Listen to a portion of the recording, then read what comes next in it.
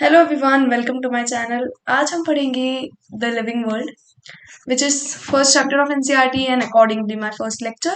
I will be posting all 38 chapters, so stay tuned. So let's start. How wonderful is the living world? The wide range of living types is amazing. The extraordinary habitats in which we find living organisms, be it cold mountains, deciduous forest, wait, ये highlighted better है. Oceans, fresh water, lakes, deserts और hot springs leave us speechless. Like हर जगह life present है. Extreme environments में भी कोई ना कोई life होती है, microscopic life. तो यही बोला है. The beauty of galloping horse, of migrating birds, the valley of flowers, or the attacking sharks evokes awe and deep sense of wonder. The ecological conflict and cooperation among members of population and among populations of a community or even molecular traffic inside cell makes us deeply reflect on what indeed is life. What is actually life? The question has two implicit question within it. एक तो दो questions है. The first is a technical one and seeks for answer to what living is opposed to non living. Like ये science की terms में living और non living में फर्क क्या होता है. जैसे हम सेल स्ट्रक्चर पे डिफाइन करते हैं कि जिसके पास एक कंप्लीट सेल स्ट्रक्चर है, अ सिंगल लिविंग यूनिट, तो वो लिविंग है, right. And the second is philosophical one and seeks to the answer what is the purpose of life. तो ये सेकेंड क्वेश्चन हो गया फिलोसॉफिकल वन, जिसको यहाँ पे ये आंसर नहीं करेंगे बिकॉज ये साइंस की बुक है. As scientists, we shall not attempt to answering the second question. We will try to reflect on what is living. What is living? हम किस चीज को लिविंग बोलते हैं, तो इस चैप्टर में सारा वही दे रखा है. आपको याद रखना है कि कौन सी चीजें लिविंग की कैरेक्टरिस्टिक है, लिविंग बींग्स की डिफाइनिंग प्रॉपर्टी है कि ये लिविंग बींग को डिफाइन करती है. सबसे पहले तो what is living. When we try to define living, we conventionally look for distinctive characteristics exhibited by living organisms. Growth, reproduction, ability to sense environment and mount a suitable response comes to our mind immediately as unique features of living organisms.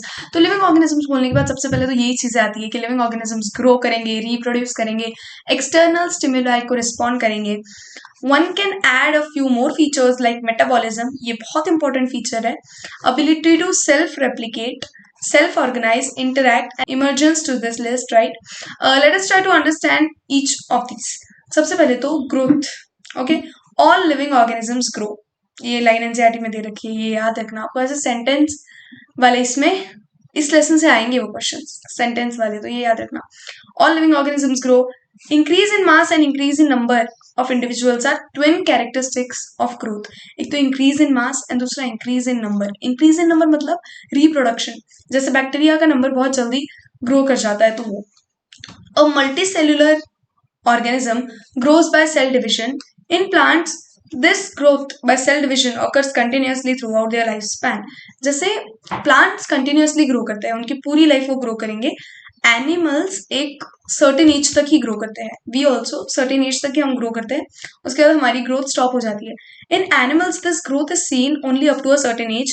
However, cell division occurs in certain tissues to replace lost cells. तो cell division होता है हमारी भी body में, like lost cells को replace करने के लिए, लेकिन हमारी ग्रोथ नहीं होती है. Unicellular organisms grow by cell division. One can easily observe this in vitro cultures by simply counting the number of cells under microscope. तो यूनिसेलुलर सेल डिविजन से ग्रो करते हैं, उनका ग्रोथ और रिप्रोडक्शन एक ही होता है. जैसे उनके नंबर में बढ़ना, उसी को उनका ग्रोथ बोलते हैं. हमारी ग्रोथ क्या होती है, सबसे पहले तो हमारी बॉडी में ग्रोथ, कि हमारी साइज कितनी बड़ी होती है, एंड देन रिप्रोडक्शन, वो अलग ग्रोथ है.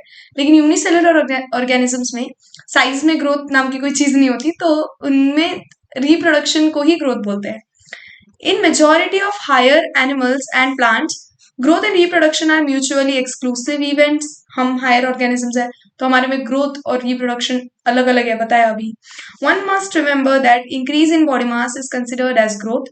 Non-living objects also grow if we take increase in body mass as a criteria for growth. Mountains, boulders and sand mounds do grow. देखो बाकी चीजें भी ग्रो करती है. ग्रोथ मतलब लिविंग ऑर्गेनिजम्स में इनर ग्रोथ होती है, हमारी ग्रोथ अंदर से होती है. और ग्रोथ तो बाकी बहुत सारी चीजों की होती है कि लाइक एक के ऊपर एक ऐसे कोई भी चीज जम जाए तो वो भी ग्रोथ ही है ना. बट लिविंग ऑर्गेनिजम्स में ग्रोथ अंदर से होती है. However, this kind of growth exhibited by non-living objects is by accumulation of material on the surface. In living beings, growth is from inside. Growth therefore cannot be taken as defining property of living organisms. तो growth को हम defining property नहीं लेंगे because non living चीजें भी grow करती है. Conditions under which it can be observed in all living organisms have to be explained, and then we understand that it is characteristic of living systems. A dead organism does not grow. तो obviously dead organism grow नहीं करता है. और तो अभी आपको conclusion समझा कि ग्रोथ को हम डिफाइनिंग प्रॉपर्टी नहीं लेंगे, राइट? अभी आपको ये लेसन में पूरा यही याद रखना है कि क्या डिफाइनिंग प्रॉपर्टी है लिविंग ऑर्गेनिजम्स की और क्या सिर्फ कैरेक्टरिस्टिक है. तो growth is a characteristic, right? Reproduction likewise is a characteristic of living organisms. अभी रिप्रोडक्शन भी कैरेक्टरिस्टिक है, ये डिफाइनिंग फीचर नहीं है. क्यों? रीड करने के पहले बता देती हूँ. कोई भी non living organism obviously reproduce नहीं करता है, लेकिन हर एक लिविंग ऑर्गेनिज्म भी रिप्रोड्यूस नहीं करता है. बिकॉज देखो, म्यूल पता है आपको, वो क्या बोलते हैं उसको, डोंकी और हॉर्स से मिलके बनी हुई ब्रीड. अभी म्यूल्स जो होते हैं वो लिविंग होते हैं, लेकिन तो भी वो रिप्रोड्यूस नहीं कर सकते. तो इस रीजन से उनको नॉन लिविंग तो नहीं बोल देंगे, राइट? एंड ह्यूमन कपल्स भी होते हैं जो इनफर्टाइल होते हैं, तो वो रिप्रोड्यूस नहीं कर पाते. Then there are many intersex people. तो इंटरसेक्स पीपल भी रिप्रोड्यूस नहीं कर सकते हैं, लेकिन वो लिविंग होते हैं, राइट? तो इसलिए reproduction is not defining property, लेकिन ये कैरेक्टरिस्टिक फीचर है. In multicellular organisms reproduction refers to production of progeny processing features more or less similar to those of parents. तो प्रोजेनी में पेरेंट्स के सिमिलर फीचर्स होते हैं. Invariably and implicitly we refer to sexual reproduction. Organisms reproduce by asexual means too. Fungi multiply and spread easily due to millions of asexual spores they produce. In lower organisms like yeast and hydra, we observe budding. Yeast और hydra में budding होती है. In planaria, flatworms, इसमें regeneration होता है. मतलब planaria को आप कहीं से भी कट कर दो, आप यूट्यूब पे देख भी सकते हो ये चीज. प्लानेरिया को आप कहीं से भी कट कर दो तो वो थोड़े टाइम में जहां से भी आपने कट किया वो वहां से रिप्रोड्यूस कर जाएगा. We observe true regeneration. A fragmented organism regenerates the lost part of body and becomes a new organism. तो आप अगर प्लानेरिया को दो इसमें कट कर दो तो उसकी जो टेल है वो भी एक पूरा प्लानेरिया बन जाएगी थोड़े टाइम में, और उसका जो हेड वाला रीजन है वो भी पीछे टेल ग्रो कर लेगा. इन fungi the filamentous algae, the protonema of mosses all easily multiply by fragmentation. When it comes to unicellular organisms like bacteria, unicellular algae और amoeba, reproduction is synonymous to growth. यही बोला था मैंने आपको. Increase in number of cells, यही उनका growth है. We have already defined growth as equivalent to increase in cell number or mass. Hence, we notice that in single-celled organisms, we are not very clear about the usage of these two terms, growth और reproduction. Single cell में हम growth और reproduction को clearly mention नहीं कर सकते because single cell growth के नाम पे ही रिप्रोडक्शन करता है, तो उनका ग्रोथ वही है, नंबर में ग्रो करना ही उनका ग्रोथ होता है. Further there are many organisms which do not reproduce. Mules, sterile worker bees. देखो स्टेराइल वर्कर बीज भी होती है. आपको हनी बी का हनी बी का ये सारा प्रोसेस आपको पता चलेगा सेक्स डिटर्मिनेशन में. इतना भारी प्रोसेस है ना वो कि हनी बी में कैसे होता है वो आपको वही पता चलेगा. Infertile human couples etcetera. Hence reproduction also can not be an all inclusive defining characteristic of living organisms. तो इसको भी हम डिफाइनिंग नहीं लेंगे. Of course no living object is capable of reproducing और रेप्लिकेटिंग इटसेल्फ. कोई भी नॉन लिविंग ऑर्गेनिज्म रिप्रोड्यूस नहीं कर सकता है. Another characteristic of life is metabolism. Metabolism क्या होता है? देखो, कंपाउंड्स का ब्रेक होना या फिर बनना. हमारी बॉडी में कितने सारे कंपाउंड्स होते हैं, कार्बोहाइड्रेट, ये सारी चीजें, फैट, लिपिड, जो कुछ भी हम खाते हैं उसमें से जो प्रोटीन्स निकलते हैं, कंटिन्यूसली जो भी कंपाउंड्स टूटते हैं और बनते हैं, इसको बोलते हैं मेटाबॉलिज्म. हमारी बॉडी में एटीपी का प्रोडक्शन होता है, बहुत सारी प्रोसेस चल रही होती है. जैसे हम खाना खाएंगे, फिर डाइजेशन होता है, फिर उसमें से एब्सॉर्प्शन होगा, फिर एनर्जी में कन्वर्ट करना फूड को. तो ये सारी चीजें मेटाबॉलिज्म में आएगी, right? All living organisms are made of chemicals. These chemicals, small and big, belonging to various classes, sizes, functions, are constantly being made and changed into some other biomolecules. तो हमारी body में continuously metabolism होता है. These conversions are chemical reactions or metabolic reactions. There are thousands of metabolic reactions occurring simultaneously inside all living organisms, be they unicellular और multicellular. Unicellular organisms में भी बहुत सारी केमिकल रिएक्शन चल रही होती है, तभी तो वो लिविंग है, और हम में भी मल्टीसेल्युलर ऑर्गेनिजम्स में भी. All plants, animals, fungi and microbes exhibit metabolism. तो सब में मेटाबॉलिज्म चल रहा है. The sum of total of all chemical reactions occurring in our body is metabolism. जो भी हमारे केमिकल रिएक्शन मतलब कंपाउंड्स टूटते हैं, कंपाउंड्स बनते हैं, कंटिन्यूस जो प्रोसेस चालू है, जिस रीजन से ये बॉडी लिविंग है, तो इसको बोलते हैं metabolism. No non living object exhibits metabolism. Metabolic reaction can be demonstrated outside the body in cell free systems. अभी ये एक और चीज है कि लैब में भी हम मेटाबॉलिक रिएक्शंस कर सकते हैं, तो इसलिए इसको भी कैरेक्टरिस्टिक फीचर बोला है, डिफाइनिंग फीचर नहीं. यहाँ पे देखो, यहाँ पे स्टार्टिंग में क्या बोला है, another characteristic feature of life. ये डिफाइनिंग फीचर नहीं है. क्यों? क्योंकि मेटाबॉलिज्म हर एक लिविंग ऑर्गेनिज्म में तो होता है, लेकिन ये without leaving organism, without leaving body हम लैब में भी मेटाबॉलिज्म कर सकते हैं, तो इसलिए ये कैरेक्टरिस्टिक फीचर है. An isolated metabolic reaction outside the body of an organism performed in a test tube is neither living nor non-living. Hence, while metabolism is defining feature of all living organisms without exception, isolated metabolic reactions in vitro are non-living things but surely living reactions. In vitro मतलब in lab. तो हम lab में भी living reactions करा सकते हैं. तो living की डेफिनेशन है क्या? एक सेल्यूलर स्ट्रक्चर, एक जो प्रॉपर एक सेल है जिसके अंदर एक सेल की सारी चीजें है, एक वर्किंग सेल, उसको बोलते हैं defining feature of living organism. ये देखो, hence cellular organisation of body is defining feature of life forms. Cellular organisation, जैसे सबसे पहले तो बहुत सारे ऑर्गेनिजम्स होते हैं यूनिसेल्यूलर, मतलब सिर्फ एक सेल है वो, और यही इंडिविजुअल ऑर्गेनिज्म है. फिर होता है टिश्यू लेवल ऑर्गेनाइजेशन के, लाइक बहुत सारी सेल्स मिलकर टिश्यूज बनाते हैं और वो टिश्यूज ही एक लिविंग ऑर्गेनिज्म है. देन होता है ऑर्गन लेवल, तो टिश्यूज मिलके ऑर्गन्स बनाते हैं. बहुत सारे इसमें ऑर्गन्स होते हैं, लाइक प्लांट्स में देखो, प्लांट्स में ऑर्गन नहीं है, वहां पे सिर्फ टिश्यूज है. प्लांट्स में पूरा गेम टिश्यूज पे चल रहा है. ह्यूमंस में ऑर्गन सिस्टम है, मतलब टिश्यूज से अलग अलग ऑर्गन्स बने हैं. हमारे बॉडी में इतने सारे ऑर्गन्स है और ऑर्गन से ऑर्गन सिस्टम्स बने हैं, राइट. एंड तो ऐसे इसको बोलते हैं सेल्यूलर ऑर्गेनाइजेशन ऑफ बॉडी, और ये डिफाइनिंग फीचर है लिविंग ऑर्गेनिजम्स का.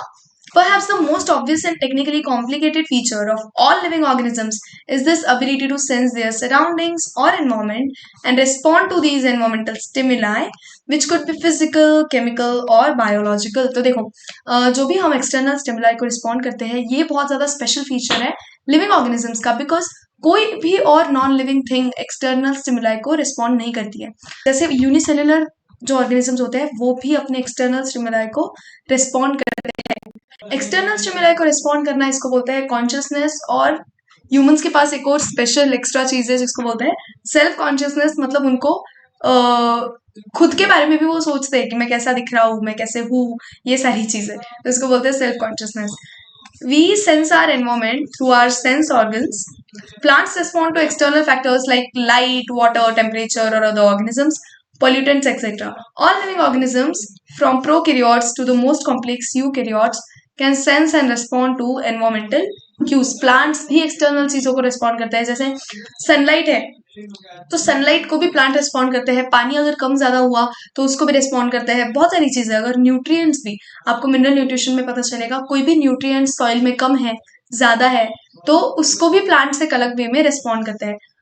Photo period affects reproduction in seasonal breeders, both plants and animals.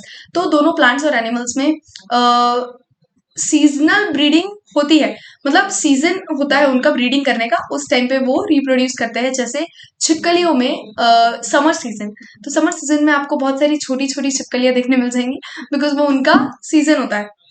Then plants में भी ऐसे होता है कि ये सीजन में ये प्लांट अच्छा आएगा. जैसे मैंगो सिर्फ समर सीजन में आते हैं, फ्रूट्स भी सीजनल होते हैं, तो वो उनका रिप्रोडक्शन का टाइम होता है.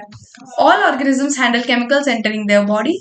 All organisms therefore are aware of their surroundings, और ये being aware को ही consciousness बोलते हैं.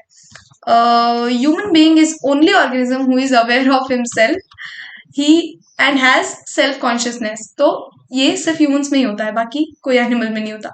Consciousness therefore becomes the defining property of living organisms. तो अभी तक हमने क्या देखा, डिफाइनिंग प्रॉपर्टी कौन सी है, कॉन्शियसनेस, ये बात याद रखना। फिर सेल्यूलर ऑर्गेनाइजेशन भी डिफाइनिंग प्रॉपर्टी है। Next, when it comes to human beings, it is all the more difficult to define the living state. We observe patients lying in coma in hospital, virtually supported by machines which replace hearts and lungs. The patient is otherwise brain dead. तो patient brain dead होता है, but उसको heart और lungs machine से replace कर देते हैं. The patient has no self consciousness. Are such patients who never come back to normal life, living or non-living? इन्हें क्या define किया जाए? In higher classes, you will come to know that all living phenomena are due to underlying interactions. Properties of tissues are not present in the constituent cells. देखो, जो काम tissues कर सकते हैं वो प्रॉपर्टी या फिर वो चीज एक सेल में नहीं होती। उन सारे सेल्स जिससे टिश्यू बना है उसमें भी नहीं है। वो सारे सेल्स साथ में काम करते हैं तब जाके एक टिश्यू बनता है। तो यही बोला है, properties of tissues are not present in the constituent cells but arise as a result of interactions among constituent cells. Similarly, properties of cellular organelles are not present in the molecular constituents of organelle, but arise as a result of interactions among molecular components comprising organelle. देखो, organelles जो होते हैं मतलब sales के अंदर के organs, जैसे ER हो गया, माइटोकॉन्ड्रिया, राइबोसोम्स, लाइसोसोम्स, वो सारी चीजें, तो उन सबके इंटरेक्शन से जाके एक सेल बनता है। अगर उनमें से कोई भी चीज कम है तो सेल ही नहीं है, सेल की सिस्टम प्रॉपर नहीं है और सेल ही नहीं है तो उसको हम लिविंग भी नहीं बोलेंगे। These interactions result in emergent properties at higher level of organization. This phenomenon is true in the hierarchy of organizational complexity at all the levels. वो सारी levels जो मैंने बताई आपको, cellular, tissue, organ system, वो सारा. Therefore, we can say that living organisms are self-replicating, evolving. Living organisms हमेशा evolve करते रहते हैं and self-regulating, खुद को रेगुलेट करने वाले interactive systems capable of responding to external stimuli. तो ये अभी डेफिनेशन हो गई। Biology is the story of life on earth. Biology is the story of evolution of living organisms on earth. All living organisms present, past, future are linked to one another by sharing common genetic material but to varying degrees. हर एक living organisms कहीं ना कहीं chain में जुड़े होते हैं, because कहीं ना कहीं हम दूसरे लिविंग ऑर्गेनिज्म से, दूसरी स्पीशीज से सेम है, हमारा कहीं ना कहीं जेनेटिक मटेरियल शेयर्ड है पहले की जनरेशंस में। तो जैसे बोला जाता है कि हमारे क्लोजेस्ट रिलेटिव्स चिंपैंजीज है, राइट? तो वैसे तो जरूरी नहीं है कि हम लाइक सिर्फ मंकीज से ही कनेक्टेड है, हम बहुत ज्यादा दूसरे एनिमल से कनेक्टेड है। जैसे हम मैमल्स वाले ग्रुप में आते हैं, मैमल्स में कौन आता है? काउ, काउ भी मैमल्स में आती है, हमारे चूहे भी मैमल्स में आते हैं, तो हम काउ, चूहे, इनसे भी कहीं ना कहीं सेम है। Diversity in the living world. If you look around, you will see a large variety of living organisms, be it potted plants, insect, birds, your pet, or other animals and plants. हर जगह living organisms है. There are also several organisms that you cannot see with your naked eye, but they are all around you. बहुत सारे living organisms जो हमें दिखते भी नहीं है, वो हमारे around होते हैं, छोटे छोटे germs and all. If you were to increase the area that you make observations in, the range of variety of organisms that you would see increase. Obviously, if you were to visit a dense forest, you would probably see a much greater number and kinds of living organisms in it. Each different kind of plant, animal, or organism that you see represents a species. The number of species that are known and described range between 1.7 to 1.8 million species है।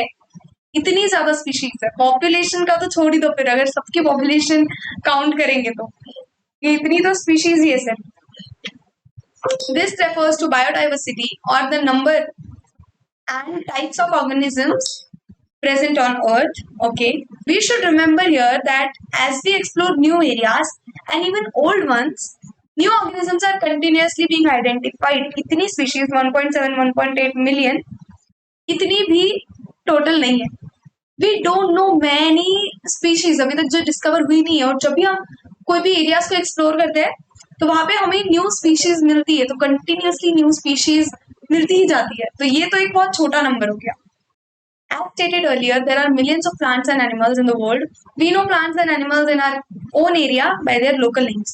तो यहाँ पे NCERT का यही बोलना है, ये पूरे इतने नीचे के वाले पैराग्राफ में, कि हम जो भी स्पीशीज होती है उनको लोकल नेम से जानते हैं, लेकिन उनका एक यूनिवर्सल नाम होना जरूरी है. Because if I am talking about a dog to American person और कोई अजीब दूसरे कंट्री के लोगों से मैं डॉग के बारे में बात कर रही हूँ, तो they should know what I am talking about. अभी मैं कुत्ता बोलूंगी तो उन्हें नहीं समझेगा ऑब्वियसली, राइट. तो इसलिए एक उनका यूनिवर्सल नेम होना बहुत ज्यादा इंपॉर्टेंट है. तो सारी स्पीशीज का यूनिवर्सल नेम होता है, वो नेम इस सिस्टम के अंदर होता है जिसको बोलते हैं नोमेनक्लेचर, राइट.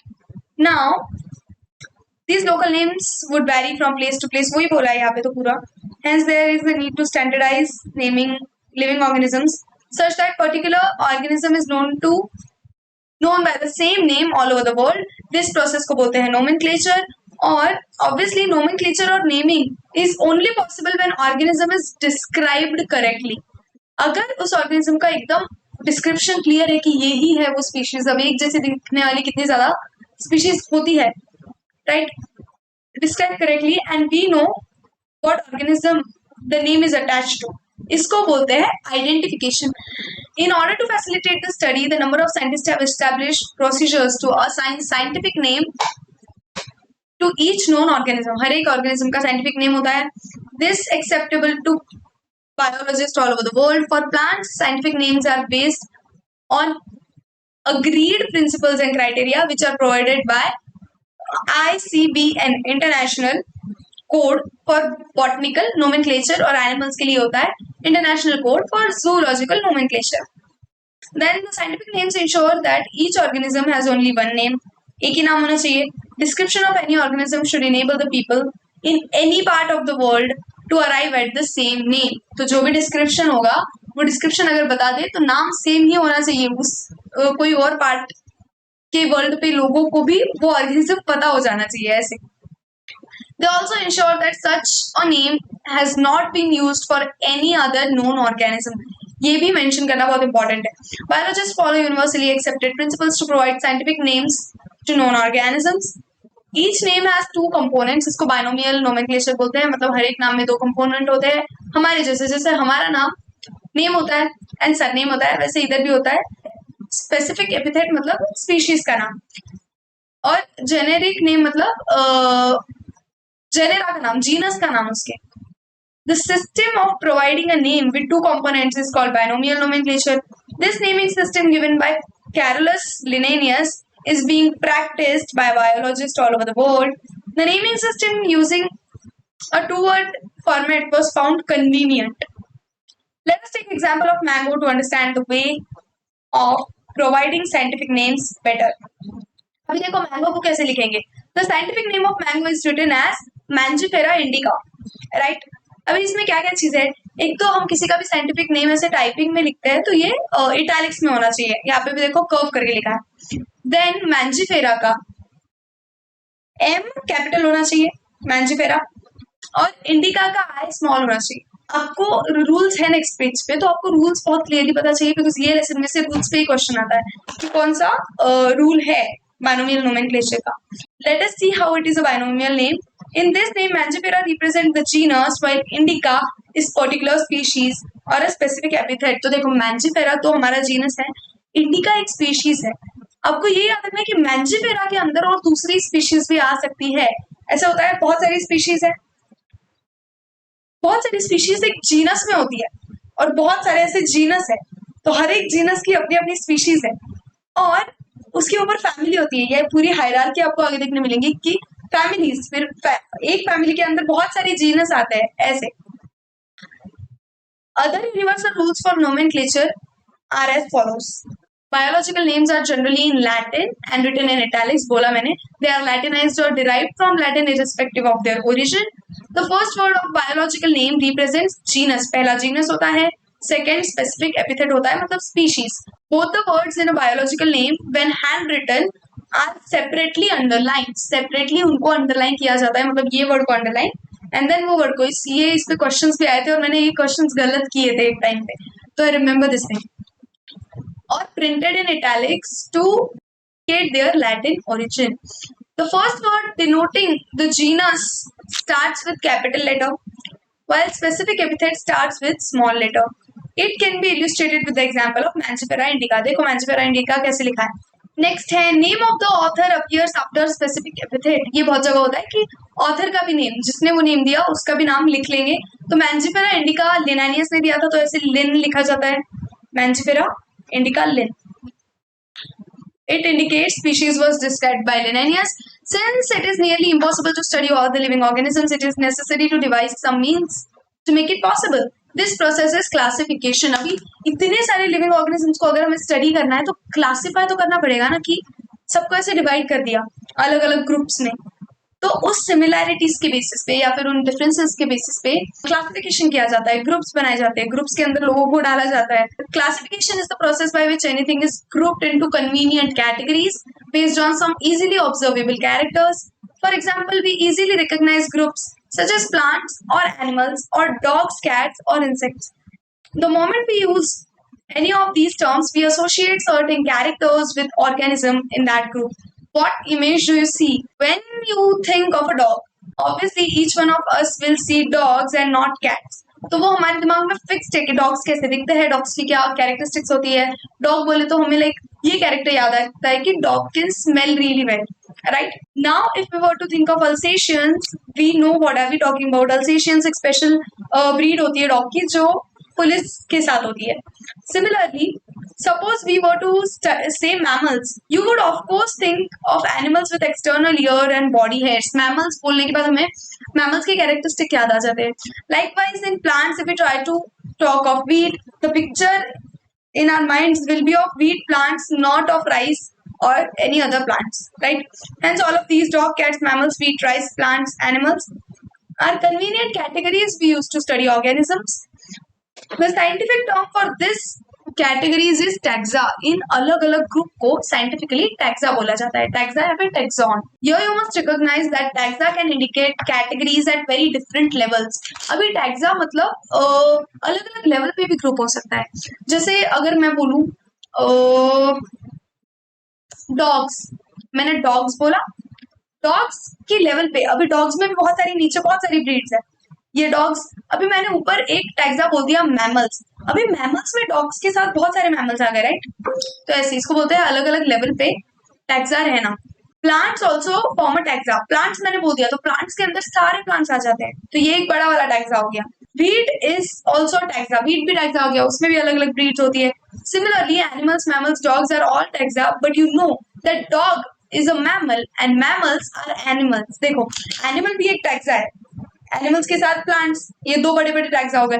फिर animals के अंदर तो mammals आते हैं, mammals के अंदर dog आता है, तो भी ये तीनों taxa ही है. Hence, based on characteristic, all living organisms can be classified into different taxa. This process of classification is taxonomy. External and internal structure, along with the structure of cell, development process, and ecological information of organism are essential and form the basis of modern taxonomic studies. तो इन सारे basis पे modern taxonomic study होती है. Hence, characterization, identification, classification, and nomenclature are processes that are basic to taxonomy. अभी हमें अगर चीजें अलग अलग टैक्सोन में डालनी है तो ये सारी चीजें हमें पता रहना चाहिए. कैरेक्टराइजेशन, उनके कैरेक्टरिस्टिक्स, आइडेंटिफिकेशन, एग्जैक्टली डिस्क्राइब करना उस स्पीशीज को, क्लासिफिकेशन, उन्हें अलग अलग ग्रुप्स में डालना, नोमेनक्लेचर, उनके नाम पता होने चाहिए. तो ऐसे प्रॉपर टैक्सोनॉमी होगी. Taxonomy is not something new. Human beings have always been interested in knowing more and more about various kinds of organisms, particularly with reference to their own use. तो यहाँ पे भी आ गई सेल्फिशनेस हमारी. तो like जो भी ह्यूमंस के यूज में है एनिमल्स, उस टाइम से यूज में थे. जैसे मुर्गी, ये हमें फार्मिंग में काम आती थी. फिर गाय, डॉग्स, बहुत सारी जितनी भी स्पीशीज, कैमल्स, हॉर्सेस, एलिफेंट्स. तो इन स्पीशीज के बारे में जानने में हमें बहुत ज्यादा इंटरेस्ट था स्टार्टिंग से ही. In early days human beings needed to find sources for their basic needs of food, clothing, and shelter. Hence, the earliest classifications were based on the uses of various organisms. Human beings were since long not only interested in knowing more about different kinds of organisms and their diversities, but also relationships among them. तो like एक animal को individually तो study करते ही थे, लेकिन हमें उस animal के दूसरे स्पीशीज के साथ क्या रिलेशनशिप्स है वो जानने में भी बहुत इंटरेस्ट था। उसके इवोल्यूशनरी क्या रिलेशनशिप्स है इसके अलग अलग स्पीशीज से। This branch of study was referred to as systematics. इसको सिस्टमैटिक्स बोलते हैं कि एक ऑर्गेनिजम्स को दूसरे स्पीशीज के रिस्पेक्ट में भी स्टडी करना। The word systematics is derived from Latin word systema, which means systematic arrangement of organisms. Linnaeus used Systema Naturae as the title of his publication. ये उसके publication का title था. The scope of systematics was later enlarged to include identification, nomenclature, and classification. Systematics takes into account evolutionary relationships between organisms. तो ये evolutionary relationships को भी consideration में लेता है ये वाला ब्रांच। नेक्स्ट हम पढ़ेंगे टैक्सोनॉमिक कैटेगरीज। यहाँ पे तो कुछ पढ़ने जैसा दे रखा है नहीं, ये वाला पढ़ेंगे। देखो सबसे पहले सबसे छोटी टैक्सोनॉमिक कैटेगरी के बारे में बात करेंगे, वो है स्पीशीज। स्पीशीज हर एक इंडिविजुअल स्पीशीज होती है जो एक जीनस के अंदर आएगी। बहुत सारे जीनस है, उन जीनस के अंदर ये स्पीशीज आती है। अभी ये सारे जीनस जो है वो भी फैमिली के अंदर आता है और बहुत सारी ऐसी फैमिलीज है। तो जैसे हम टॉप टू बॉटम जाते हैं, सिमिलैरिटीज जो होती है वो कम होती है, राइट? क्योंकि अभी जैसे हम स्पीशीज से जीनस पे जा रहे हैं, डाइवर्सिटी बढ़ गई, बहुत सारे लोग आ गए अभी, क्योंकि जीनस इतने सारे हैं, उनके अंदर इतनी सारी स्पीशीज, तो सिमिलैरिटी कम हो गई थोड़ी सी, राइट? अभी सिमिलैरिटी अगर हम जीनस से फैमिली पे जाएंगे, फैमिली में बहुत सारे जीनस है, उन बहुत सारे जीनस में बहुत सारी स्पीशीज है, तो सिमिलैरिटीज अभी इन सारी स्पीशीज में कम हो गई। तो स्पीशीज से किंगडम तक जाने में सिमिलैरिटीज बहुत हद तक कम हो जाती है। Species, genus, family, order, class, phylum animals में, डिवीजन प्लांट्स में, and then kingdom. Okay, then अभी इन सबको हम इंडिविजुअली पढ़ेंगे। सबसे पहले तो species. Taxonomic studies consider a group of individual organisms with fundamental similarities as species, जो extremely similar होते हैं वो species में आते हैं। One should be able to distinguish one species from other closely related species based on distinct morphological differences. Let us consider Mangifera indica, Solanum tuberosum मतलब potato और Panthera leo lion. All three names indica, leo, tuberosum represent specific epithets. तो ये species है और इनके आगे वाले जो नाम थे पैंथेरा, मैंजिफेरा, सोलानम, ये उनके जीनस है। इन जीनस के अंदर और भी स्पीशीज आती है।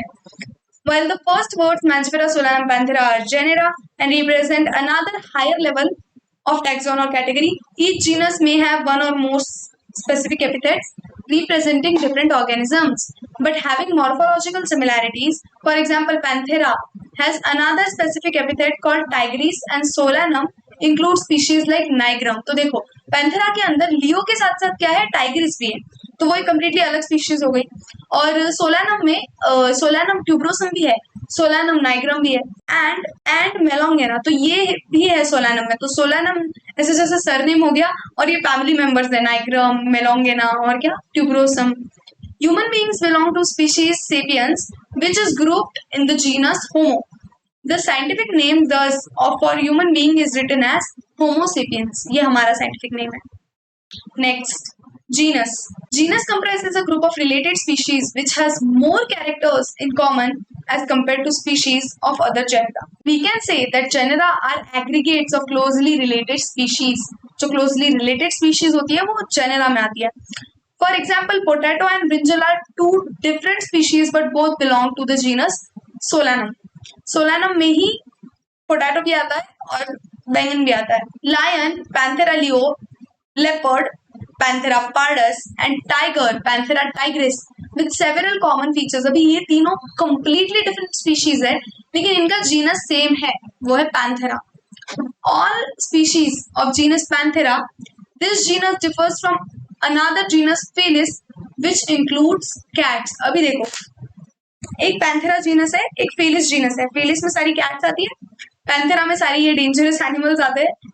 ये दोनों जो जीनसेस है ना, इनमें भी कहीं ना कहीं सिमिलैरिटी है और ये अभी एक फैमिली के अंदर आएंगे, आगे आपको पता चलेगा। The next category family has a group of related genera with still less number of similarities as compared to genus and species. अभी similarities कम होती है। Families are characterized on the basis of both vegetative and reproductive features of plant species. Among plants, for example, 3 different genera, Solanum, Petunia and Datura, are placed in the family Solanaceae. अभी देखो Solanaceae एक family है जिसके अंदर कौन से genus है, solanum तो है ही, उसके साथ पेटोनिया और दतुरा ये भी तीनों सोलेनेसी के अंदर आते हैं। Among animals for example genus Panthera comprising lion tiger leopard, ये तीनों पैंथेरा के अंदर आते हैं। अब ये जो पैंथेरा जीनस है और जो फेलिस जीनस है, ये दोनों जीनस एक फैमिली के अंदर आते हैं जिसका नाम है फेलिडे, जो होती है कैट फैमिली बोलता है इसको। Similarly, if you observe the features of cat and dog, you will find some similarities and some, ये क्या रिपीट हो गया क्या?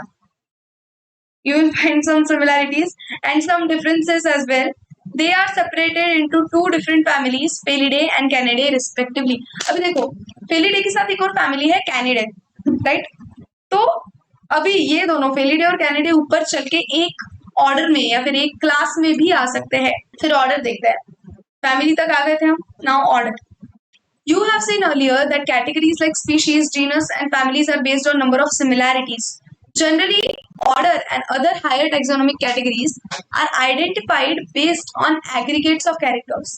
Order being a higher category is assemblage of families. इसमें families आती है जिनमें थोड़े कम similar characters होते हैं. The similar characters are less in number as compared to different genera included in family. अब जैसे फैमिली में जो सिमिलैरिटीज होंगी उतनी ऑर्डर में नहीं होंगी, बिकॉज यहाँ पे डाइवर्सिफाई हो गए ना, यहाँ पे बहुत और ऑर्गेनिजम्स भी आ गए included in family. Plant families like convolvulaceae, solanaceae are included in the order polemoniales. तो ये वाली ऑर्डर के अंदर कॉन्वोब्यूलेसी और सोलेनेसी फैमिलीज आ जाती है based on floral characters. The animals order Carnivora includes family like Felidae और Canidae। मैंने बोला था ये दोनों फैमिली आगे चल के एक ऑर्डर में आ सकती है। ये ऑर्डर है Carnivora, जिसमें हम नहीं आते, लेकिन हम मैमल्स में हम लोग साथ में ही है, समझ रहे हो? तो हम मैमल्स वाले ग्रुप में टाइगर्स के साथ है, लायंस के साथ है, लेकिन ऑर्डर में नहीं है। ऐसे ऊपर जैसे जाएंगे वैसे ही डाइवर्सिफाई हो जाते हैं ऑर्गेनिजम्स। देन नेक्स्ट है class. This category includes related orders. अभी जो भी ऑर्डर्स एक दूसरे से कनेक्टेड है वो एक क्लास में आ जाएंगे। जैसे हमारा ऑर्डर है प्रीमाटा, राइट? और कैट और डॉग्स उनका ऑर्डर है कार्निवोरा। अभी अभी हमने देखा कैट, डॉग, टाइगर उन सबका ऑर्डर है कार्निवोरा, हमारा है प्रीमाटा। प्रीमाटा और कार्निवोरा में एक सिमिलैरिटी है, वो है मैमल्स। तो ये मैमल्स है, तो हमारी क्लास क्या है? Mammalia. For example primata comprising monkey, gorilla, gibbon is placed in the class Mammalia along with order Carnivora. That includes animals like tiger, cat, dog. Class Mammalia has other orders also. Phylum, class comprising animals like fishes, amphibians, reptiles, birds, along with mammals constitute next higher category called phylum. ये आप animal kingdom में पढ़ेंगे. All these based on common features like presence of notochord, dorsal hollow neural system are included in phylum Chordata. In case of plants, classes with few similar characters are assigned to higher category called division. तो plants में इसको division बोलते हैं, animals में phylum। और फिर सबसे बड़ा taxon है हमारा kingdom. All animals belonging to various phyla are assigned to highest category called kingdom Animalia in classification systems of animal. The kingdom Plantae, on the other hand, is distinct and comprises all plants from various divisions. Henceforth, we will refer to these two groups as animal and plant kingdoms. तो ये दो kingdoms हो गए। बचे हुए तीन kingdoms हम biological classification में पढ़ेंगे। The taxonomic categories from species to kingdom have been shown in ascending order, starting with species। वो figure देख लिया हमने। These are broad categories. However, taxonomists have also developed subcategories in this hierarchy to facilitate more sound and scientific placement of various taxa. Look at hierarchy in figure. देख लिया। For example, as we go higher from species to kingdom, the number of common characters goes on decreasing. ये बात याद रखना कि similarities कम होती है ऊपर जाने पे। Lower the taxa, more the characteristics that members within the taxon share. Higher the category, greater is the difficulty of determining relationship to other taxa at the same level. Hence, the problem of classification becomes more complex. इसलिए इनको इतने छोटे level तक divide किया गया है। Next ये table, ये बहुत ज्यादा इंपॉर्टेंट है। सबसे पहले तो ह्यूमंस का होमोसेपियंस हमारा बायोलॉजिकल नेम है। Homo genus hominidae family, primata order, mammalia class, chordata phylum. फिर हाउस फ्लाई का musca domestica biological name, musca genus, muscidae family, diptera order, insecta class, arthropoda phylum. Mango का मैंजिफेरा इंडिका, मैंजिफेरा अनारकार्डियेसी इनकी family होती है। सैपेंडेल्स order, डाइकोटिलेडोने इनकी family and angiosperm में phylum. फिर angiosperms में ही आता है मोनोकॉट्स। मोनोकॉट्स में ऑर्डर आता है पोएल्स, जिसमें फैमिली होती है पोएसी। और ट्राइटिकम ये जीनस है वीट का, और वीट का पूरा नाम क्या है? Triticum aestivum. नेक्स्ट और लास्ट पार्ट है लेसन का टैक्सोनॉमिकल एड्स, जो बहुत इंपॉर्टेंट पार्ट है बिकॉज मैंने आपको बोला था ये वाला टैक्सोनॉमिकल एड्स वाला पार्ट और वो वाला जहाँ पे रूल्स लिखे हुए हैं नोमेनक्लेचर के, ये दो पार्ट बहुत ज्यादा इंपॉर्टेंट है बिकॉज यहाँ से ही मेनली क्वेश्चन आते हैं। टैक्सोनॉमिकल एड्स, एड का मतलब होता है हेल्प, टैक्सोनॉमिकल एड्स ये होती है कि आप बेटर स्टडी कर सकते हो, वहाँ पे इंफॉर्मेशन होती है। तो जैसे टैक्सोनॉमिकल एड्स में क्या है? हर्बेरियम है, बॉटनिकल गार्डन्स है, फिर म्यूजियम्स है जहाँ पे आप जाके लिविंग ऑर्गेनिजम्स की बेटर स्टडी कर सकते हो, उनका डाटा होता है, उनका डिस्क्रिप्शन होता है, वो सारी चीजें। Zoological parks and next last है की, ये पांच आपको स्टडी करना है। Taxonomic studies of various species of plants, animals, and other organisms are useful in agriculture, forestry, industry, and in general, knowing our bioresources and their diversity. तो यहाँ पे तो कुछ इतना है नहीं, आप रीड कर लेना। तो ये हम एक एक करके स्टार्टिंग से पढ़ेंगे। सबसे पहले हर्बेरियम। हर्बेरियम वो जगह होती है जहाँ पे प्लांट के जो लीव्स होते हैं वो उनको सुखा के एकदम एक पेपर पे स्टिक कर दिया जाता है शीट्स पे, और उनके बारे में पूरी इंफॉर्मेशन दे रखी होती है। तो ये वही है। Herbarium is a storehouse of collected plant specimens that are dried, pressed, and preserved on sheets. Further, these sheets are arranged according to universally accepted system of classification. These specimens, along with their description on herbarium sheets, become storehouse of repository for future use. The herbarium sheets also carry label providing information about date, place of collection, English, local, and botanical names. Family, collectors name सब कुछ होता है इस पे। Herbaria also serve as quick referral systems in taxonomical studies. तो ये refer करने के लिए बहुत ज्यादा काम के होते हैं। Then botanical gardens.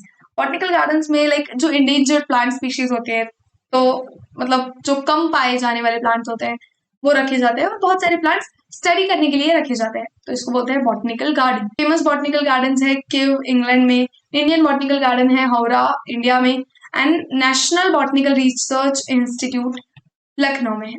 Then next है म्यूजियम। म्यूजियम में सॉल्यूशन में रखे होते हैं एनिमल्स एंड ऑल जार्स में, या फिर बहुत सारी चीजें होती है म्यूजियम्स में भी। Biological museums are generally set up in educational institutes such as schools and colleges. Museums have collections of preserved plant and animal specimens for study and reference. हमारे स्कूल में भी था, तो ऐसे जार्स में रखे होते थे snacks.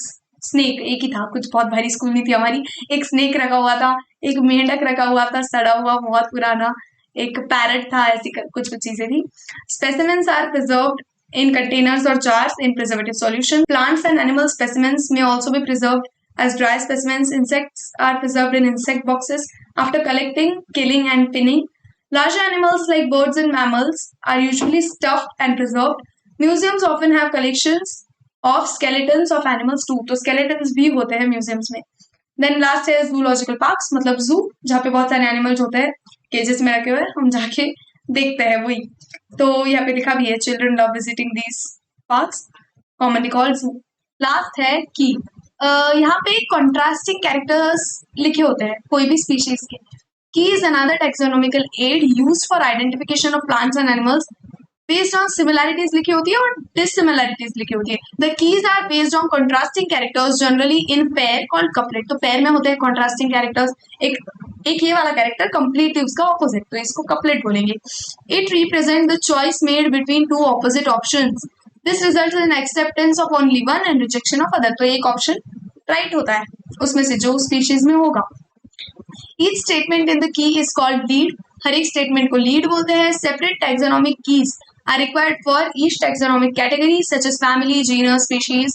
For identification purposes, keys are generally analytical in nature. तो ये analyze करने के लिए analytical होती है, काम आती है। Then flora manuals, monographs and catalogs are some other means of recording descriptions. They also help in correct identification. Flora contains actual account of habitat and distribution of plants of a given area. Flora plants का होता है। These provide index of plant species found in particular area. Manuals are useful in providing information for identification of names of species found in an area. Monographs contain information of only one taxon. तो monograph में सिर्फ एक taxon की information होती है। हो गया ये chapter. So thank you.